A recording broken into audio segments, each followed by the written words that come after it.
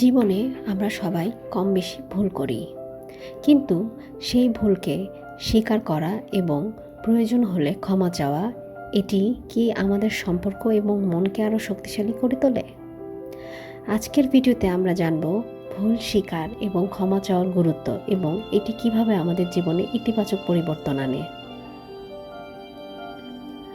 ভুল করা কেন স্বাভাবিক? আমরা মানুষ, আর মানুষ মাত্রই ভুল হয়, কিন্তু সমস্যা তখনই হয় যখন আমরা সেই ভুলটিকে স্বীকার করতে দ্বিধা করি। ভুলগুলো আমাদের শেখায় একটি ধাপ, যা আমাদের আরও ভালো মানুষ হতে সাহায্য করে। ভুল করা মানেই ব্যর্থতা নয়, ভুল হলো শেখার একটি সুযোগ। এটি আমাদের জীবনের একটি গুরুত্বপূর্ণ অধ্যায়। ভুল স্বীকার করার মানসিক শক্তি। নিজের ভুলকে স্বীকার করা আমাদের চরিত্রের দৃঢ়তা এবং আত্মবিশ্বাসের পরিচায়ক। ক্ষমা চাওয়ার গুরুত্ব। ক্ষমা চাওয়া কেবল একটি শব্দ নয়, এটি একটি প্রক্রিয়া যা ভাঙা সম্পর্ককে পুনর্গঠন করতে পারে। সম্পর্ক মজবুত করে।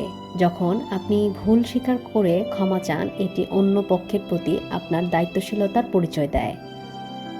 মন থেকে বোঝা কমায়। ক্ষমা চাওয়ার মানসিক চাপ এবং অপরাধবোধ সৃষ্টি করতে দূর করতে সাহায্য করে। নেতিবাচক দূর করে।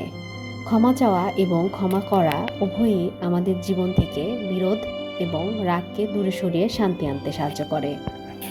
ভুল স্বীকার এবং ক্ষমা চাওয়ার উপায়। অনেকে জানেন না কিভাবে সঠিকভাবে ক্ষমা চাইতে হয়। আসুন জেনে নিই কয়েকটি সহজ ধাপ। নিজের ভুল বুঝতে শিখুন। আপনার ভুল কোথায় হয়েছে সেটি খুঁজে বের করুন। সরাসরি এবং আন্তরিকভাবে ক্ষমা চান। সরি বলার সময় যেন আপনার আন্তরিকতা প্রকাশ পায়। উদাহরণ, আমি ভুল করেছি, দয়া করে আমাকে ক্ষমা করবেন।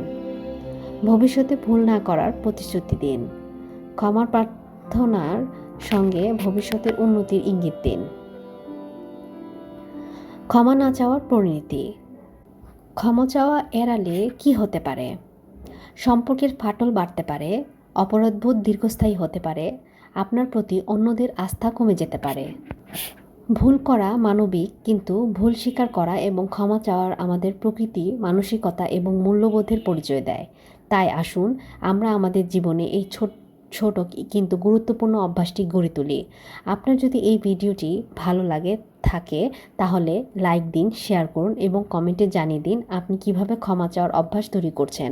সাবস্ক্রাইব করতে ভুলবেন না আমাদের চ্যানেলে আরও এমন অনুপ্রেরণাদায়ক বিষয় পেতে।